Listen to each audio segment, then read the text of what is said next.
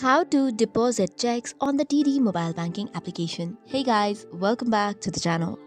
Here is the process by which you can deposit checks on TD Bank. So make sure to follow each of the steps clearly. First of all, you can log in into your application and then you have to access on deposit option. This is located on the top left corner just below your profile icon. After that, make sure you have enrolled in mobile deposit. Tap on the enroll option at the bottom of the mobile deposit page.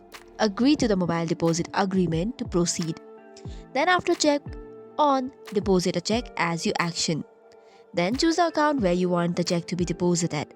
Input the amount written on the check.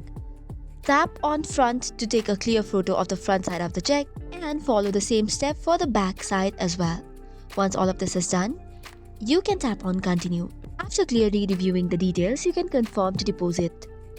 However, here are certain things you need to check. Once is, ensure the check is properly endorsed, that is signed on the back. Place the check on a flat, well-lit surface while taking photos and confirm the entered amount matches the check's written amount. That's all for today's video. For more such contents, do not forget to hit the like and subscribe button. Thank you and keep watching.